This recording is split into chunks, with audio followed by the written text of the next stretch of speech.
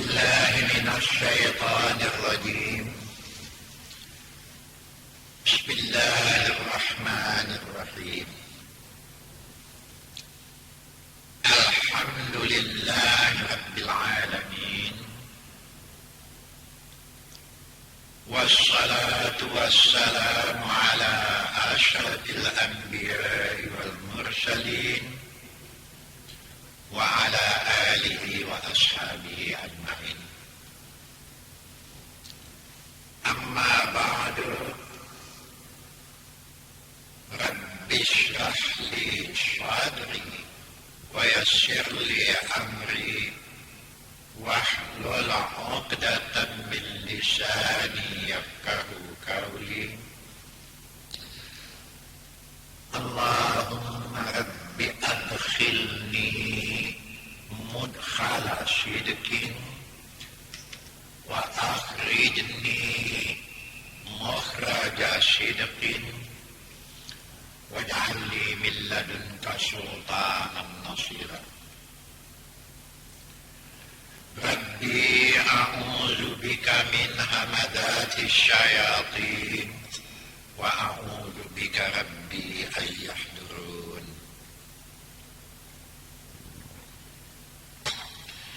Assalamualaikum warahmatullahi wabarakatuh.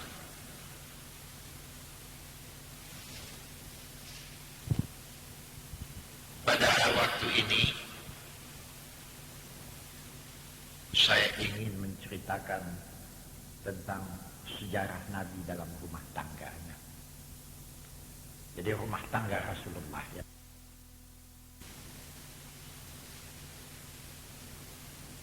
Nabi Muhammad berumah tangga sebelum dia jadi Nabi. Lain dengan Siti Aisyah, ini dengan Khadijah yang saya maksud ini. Kalau dengan Aisyah, itu setelah beliau menjadi Rasulullah. Sebelum itu, waktu itu Rasulullah baru berusia 25 tahun.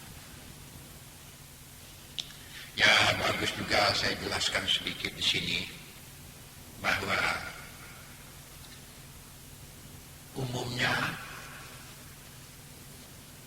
orang mengatakan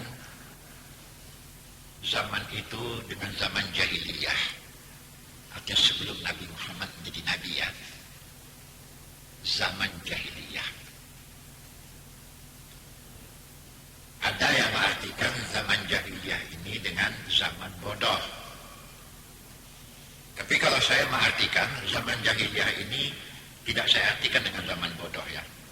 Tapi saya artikan dengan zaman manusia-manusianya kurang ajar. Itu lebih tepat. Maka saya beranggapan begitu. Orang itu bukan tidak tahu dengan yang baik ya. Tahu dengan yang baik. Nabi Muhammad sendiri, mereka beri gelar dengan Al-Amin sebelum Muhammad itu menjadi Rasul Allah. Al-Amin itu artinya orang yang sangat dipercaya. Nah, mereka memberi gelar Muhammad dengan Al-Amin. Jadi kalau begitu mereka tahu dengan yang baik, bukan tidak tahu.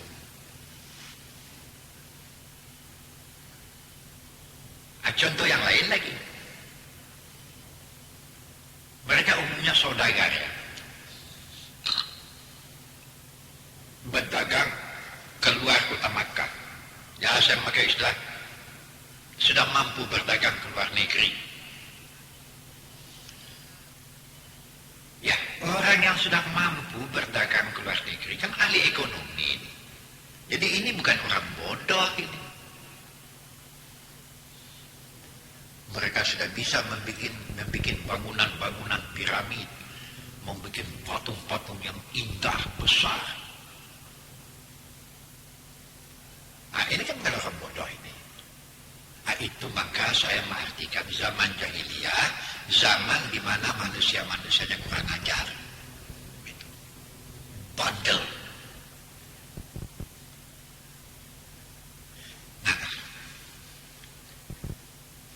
Nabi Muhammad beristrikan Khadijah. Sepintas lalu saja jangan banyak ini. Nabi Muhammad ini kan dibesarkan oleh pamannya, Abu Talib. Sewaktu kecil, waktu dalam kandungan lagi, ayahnya Abdullah sudah meninggal. Kemudian lahir, umur 4 tahun kira-kira ya. 4 tahun, kalau saya tidak silap, umur 4 tahun, meninggal ibunya. Sebab itu dia dipelihara oleh yang pertama neneknya Abdul Muttalib. Tapi tak lama kemudian neneknya Abdul Muttalib meninggal, Abdul Muttalib dipelihara oleh pamannya Abu Talib. Pamannya yang memelihara dia sampai kepada besar. Abu Talib ini banyak punya anak ya. Oh, di sini pula lah kelebihan Muhammad sebelum jadi rasulnya. Jadi mereka tahu dengan yang baik, belum jadi rasul lagi, masih pemuda-pemuda tanggung, sudah ditunjukkan contoh-contoh yang baik dalam soal akhlak dia. Pantas Nabi mengatakan bu'istu diutammima makarimal akhlak. Yang makarimal akhlak ya, akhlak yang baik, akhlak yang terhormat. Aku dibangkitkan untuk membina itu. Kalau kita tinjau dari segi ini, orang yang tidak punya akhlak nampaknya tidak punya iman ini. Syahadatnya terbang kosong nampaknya. Jadi orang yang bersyahadat, orang yang mempunyai akhlak yang tinggi. Nah, kalau orang begini di rumah tangga, apa yang tak beres? Aman lah, tentram lah. Masih berkelahi saja. Padahal soal yang bisa diselesaikan, bukan tidak. Pada waktu itu umumnya kan bangsa Arab Quraisy Makkah itu kan berdagang. Jalan sejarahnya begini.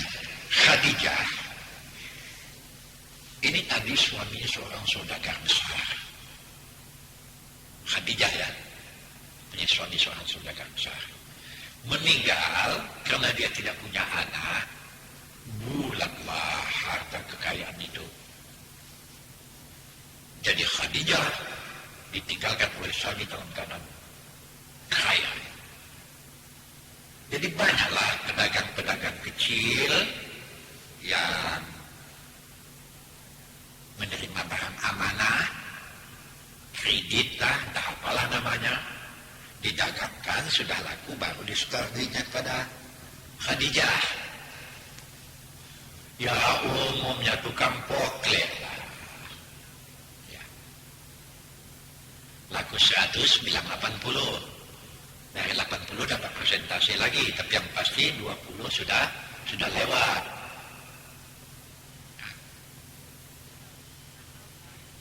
Jadi pada satu waktu setelah Nabi Muhammad dewasa umur ya, usianya sekitar 23-24 tahun begitu.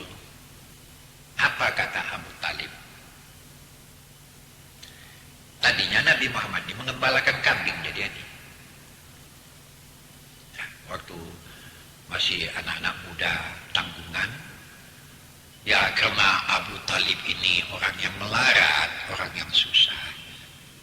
Muhammad tahu menumpangkan diri dan tahu disusah orang yang memeliharanya, Abu Talib. Dia mengembalakan kambing, ambil upah. Dan upah yang diterimanya itu diserahkannya kepada pamannya. Semua ya, untuk membantu biaya keluarga. Aduh, beginilah maunya jadi anak ya. Ini kadang-kadang jadi anak, sudah bekerja pun ayah emaknya dipokleknya juga. Ya Allah. Memang memang sukar memperingati manusia ini kadang-kadang. Tuh Muhammad sebagai contoh, belum jadi nabi ya. Waktu makan lagi, kadang-kadang pamannya mengatakan, Muhammad, makanlah, kenapa? Kok diam kau? Apa jawab Muhammad? Paman, biarlah saudara-saudara saya makan dulu. Sudah kenyang mereka, maka saya makan. Biarlah sisa-sisa saudara saya makan. Padahal dia ikut mencari ya. Waduh, patutlah orang macam ini menjadi kekasih Tuhan ya. Patutlah orang ini diangkat menjadi rasul. Ini yang kita contoh ya. Walaupun tidak dapat penuh kita contoh, tapi janganlah parah kali pula. Nah itu kata pamannya sesudah berusia dewasa lah ya, dewasa umur ya, 23 tahun atau 24 tahun kira-kira. Apa kata pamannya Abu Talib? Muhammad, coba-coba berdagang, kenapa cara kecil-kecilan? Bukan saya tidak mau berdagang, paman, tapi apa yang saya mau dagangkan? Gak ada semua. Oh, adakah? Nanti saya hubungi Khadijah. Barang-barang dia, harta dia kau dagangkan. Seperti juga pedagang-pedagang kecil yang lain tuh. Banyak yang mendapat kredit dari Khadijah. Nah, jadilah paman. Dibicarakanlah kepada Khadijah. Apa kata Khadijah? Saya tidak keberatan. Apalagi saya memperhatikan dan saya mendengar Muhammad ini orang yang dipercaya. Boleh. Diserahkanlah ya sejumlah barang dagangan kepada Muhammad. Berdaganglah Rasulullah keluar kota Makkah. Itu masih di Makkah. Berdaganglah keluar kota Makkah. Ke Syam. Pulang dari sana, ya, mendapat untung luar biasa lah. Menurut ukuran, kalau pedagang-pedagang lain yang mendagangkannya, diukur dengan yang didapat oleh Nabi Muhammad, lipat ya, dari keuntungan yang didagangkan oleh pedagang yang lain itu. Kenapa begitu? Ini soalnya soal kejujuran. Tak ada, Nabi Muhammad tidak memoklet, tidak apa, sekedar untuk makan di jalan ya. Diambilnya lah, diserahkannya kepada Khadijah sejumlah keuntungan yang lipat daripada pedagang-pedagang yang lain. Padahal jumlah dagang yang diberikan seperti juga pedagang-pedagang lain. Tiba di Muhammad untungnya lipat. Tergugahlah hati Khadijah di waktu itu. Ya, saya main terang-terangan saja. Selain daripada kejujuran Nabi hingga mendapat keuntungan yang lipat, Nabi Muhammad cantik ya. Quraisyiyah, orang Quraisy. Ya, Khadijah juga punya kesopanan tinggi ya. Memang sudah tergugah hatinya. Untuk mempermudah saja ya, jangan berbelit-belit ini. Ingin mendapat suami. Ingin mempunyai suami. Muhammad. Tapi Khadijah, harga diri ada, selain daripada ini juga pemalu ya. Apa yang tidak merasa malu Khadijah? Walaupun dia kaya, tapi dia waktu itu sudah berusia 40 tahun. Sedangkan Rasulullah di waktu itu baru menjelang umur 25 tahun. Lajang, bujang lagi. Awal sudah 40 tahun. Janda. Jadi rasa malu itu ada ya. Mau meminta langsung atau memerni terus. Memang harta banyak. Tapi dia mengetahui, aku sudah 40 tahun. Mau meminta langsung kepada Muhammad supaya jadi suami. Rasa malu itu ada. Malu ini masuk iman ini ya. orang Nabi juga mengatakan al-haya'u minal iman. Malu itu sebahagian daripada iman. So, malu itu masuk akhlak ya. Ini kadang-kadang perkara orang tak punya malu inilah ya. Tak ada lah rasa malu sedikit pun. Jadi hati-hati lah ya. Banyak contoh yang saya lihat ya. Macam walaupun saya berusia tua, kalau kebetulan berkumpul menantu di situ, anak, menantu laki-laki, menantu perempuan, pergi ke kamar mandi, tak berbaju itu, yang ibu, ya Allah, nggak punya malu ini nampaknya. Oh sudah tua, walaupun tua makin punya malu lah maunya. Kok tahu Ustaz ya? Saya memperhatikan tuh. Ada yang begitu ya. Nah ini. Waktu itu, apa kata Khadijah kepada Muhammad? Muhammad, berapa kau mau mendapat keuntungan? Sudah kau ambil keuntungan ini untuk kau? Belum bu, kata-kata ibu ini panggilan kehormatan ya. Belum bu. Muhammad, berapa banyak kau mau dapat keuntungan? Ya terserah saja kepada ibu. Jujur kali ya, tidak main persentase ya. Pada waktu itu kata Khadijah, Muhammad, ambil semua keuntungan itu, pulangkan saja pokok. Memang sudah tergugahlah hati Khadijah ya. Jangan saya mengambilnya bu, nanti paman yang berhak mengambilnya ini. Saya kan cuma anak dari paman. Nanti sajalah paman datang kemari. Oh, mendengar kejujuran macam itu, keikhlasan hati menyerahkan kepada orang tua, makin tergugahlah hati Khadijah. Ya. Sudah cantik, rasa tamak tidak kelihatan, terbayanglah alangkah bahagianya, kata Khadijah dalam hatinya, kalau aku mendapat suami macam Muhammad. Yang mengatakan malu. Ya malu ni juga lah.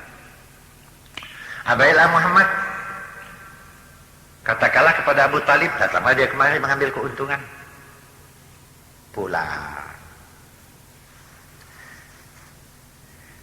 Sampailah di rumah, ditanya oleh Abu Talib, Muhammad sudah pulang? Sudah paman. Berapa dibagi Khadijah keuntungan? Belum saya ambil paman. Jadi paman lah ngambil ke sana. Itu hak paman itu. Oh begitu. Berapa mau dibaginya? Semua keuntungan mau dibaginya. Terkejut Abu Talib. Loh, semua keuntungan dia. Tak kau ambil? Enggak, paman. Paman lah ngambilnya. Pergilah Abu Talib ke tempat Khadijah. Apa kata Abu Talib? Khadijah, betulkah keuntungan? Sudah saya bagi, Tuan Abu Talib. Bahkan semua keuntungan yang dibawanya saya bagi, lipat ganda. Menengok kejujurannya, saya sudah ikhlas memberikan semua keuntungan untuk dia. Tapi dia tidak mau mengambil. Tuan Abu Talib katanya yang akan mengambil. Ayalah, baiklah. Mana dia? Nih. Sudah itu apa kata Khadijah?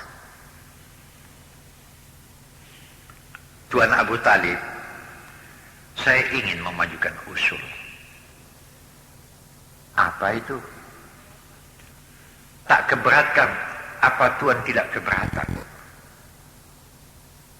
Supaya atas izin Tuhan, supaya Muhammad mengawasi seluruh harta saya.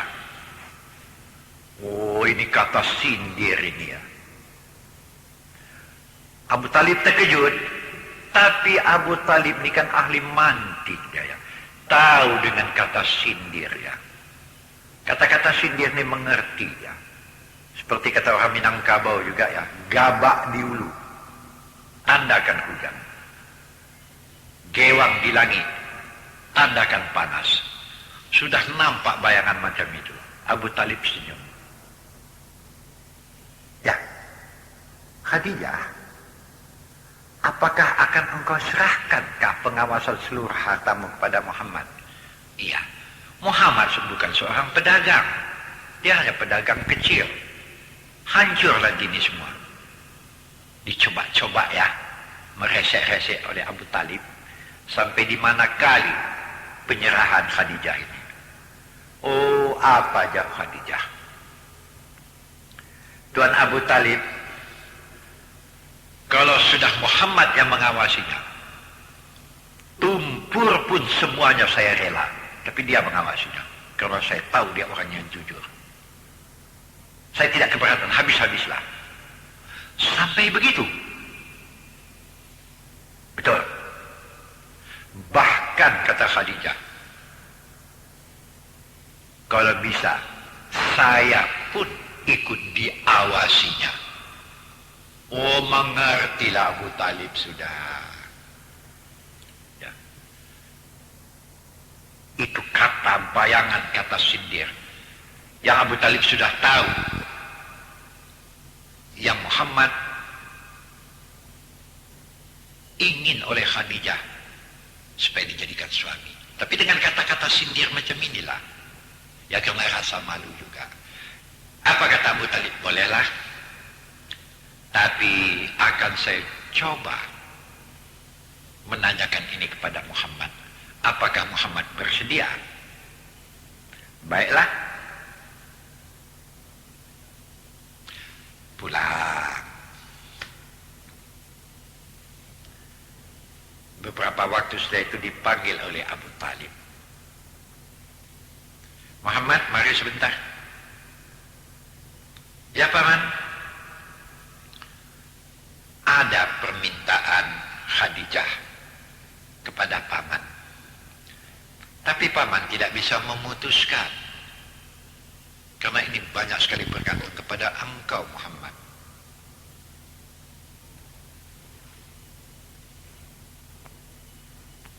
Bagaimana pendapat Paman? Itu terserah kepada kau. Begini saja Paman. Paman yang ahli dalam soal ini. Saya patuh saja. Kalau Paman bilang baik, saya terima. Saya tidak akan menyangkal. Oh, begini pula lah ya. Aduh, kadang-kadang ya. Saya kadang-kadang pengalaman saya juga lah. Anak saya tunjukkan bakal calon menantu itu. Menolak dia. Itu enggak, itu enggak. Padahal sebagai orang tua sudah ditimbang, sudah diteliti begitu. Enggak katanya. Yang di dia juga yang lalu. Ya Allah. Nah ini Muhammad ya, menyerah bulat kepada pamannya Abu Talib karena dia tahu Abu Talib ini dia punya paman yang punya pengertian dan punya pandangan yang cukup jauh.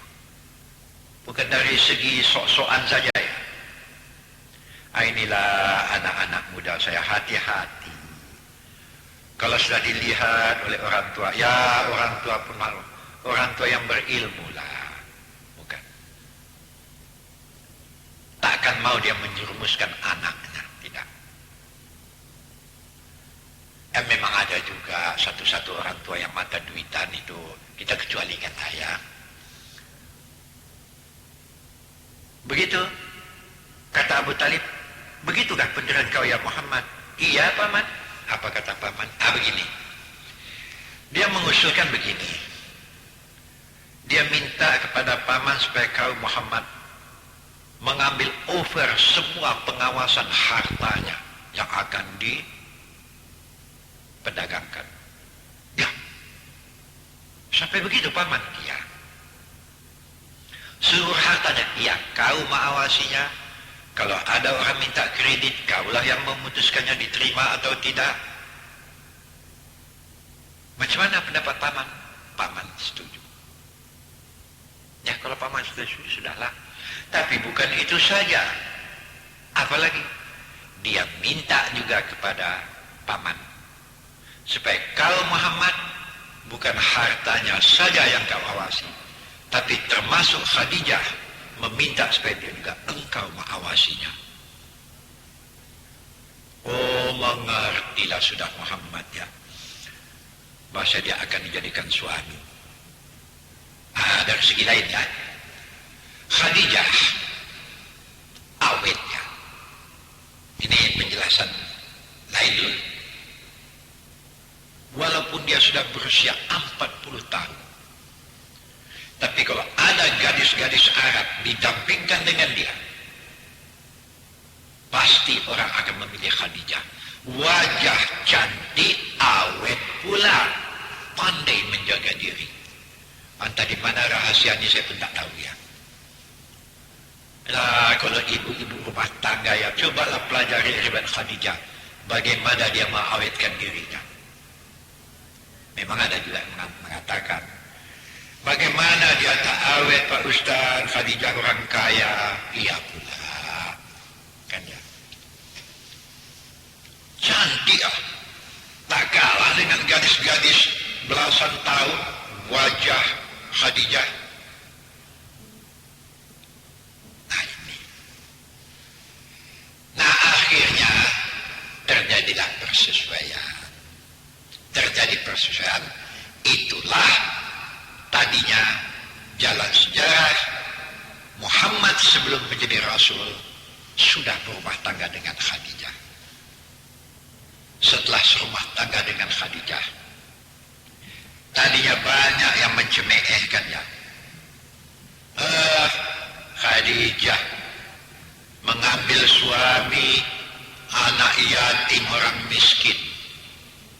Banyak yang mencemehkan, tapi Khadijah tidak ambil peduli. Tapi ada juga yang mempunyai pikiran yang baik ya.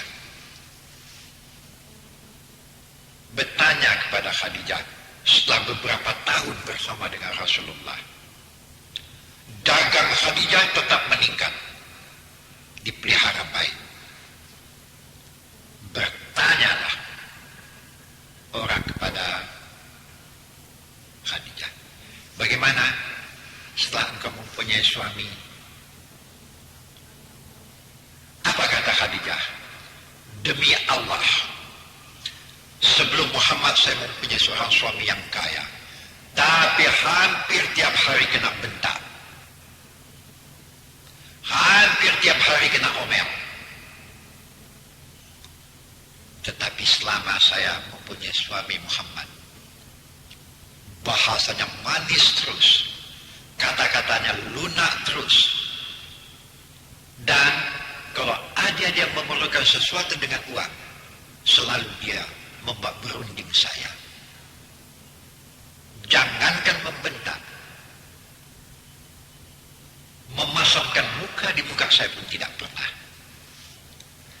Bukan tidak pernah saya membuat satu tingkah, tapi wajah Muhammad tidak berubah. Alangkah berbahagianya saya mempunyai suami Muhammad, rupa cantik, dia muda. Nah ini rumah tangga Rasulullah sebelum menjadi Nabi. Oh, ada reaksi, kadang-kadang bahasa ini pun tidak enak ya. Apa yang tak aman Rasulullah dapat bini janda kaya. Betul. Tapi Rasulullah bukan orang yang tamak. Mau dia membeli baju semau-maunya kalau tidak pakat dengan istrinya dahulu. Walaupun kekuasaan sudah penuh. Bahkan Khadijah sendiri pernah mengatakan, Muhammad, beli apa kau mau, tahu saya minta permisi. Tapi Muhammad tidak melakukan yang semacam itu. Nah itu rumah tangga Rasulullah sebelum jadi Nabi. Bagaimana rumah tangga Rasulullah setelah beliau menjadi Nabi? Oh, ini lebih hebat lagi lah. Yang ini sampai di sini dulu ya. Nanti kita teruskan lagi bagaimana rumah tangga Rasulullah dengan yang lain-lain. Dan berapa lama bergaul dengan Siti Khadijah, nanti kita teruskan soal ini. Yang ini sampai di sini dulu. Nah, nanti kita lanjutkan. Assalamualaikum warahmatullahi wabarakatuh.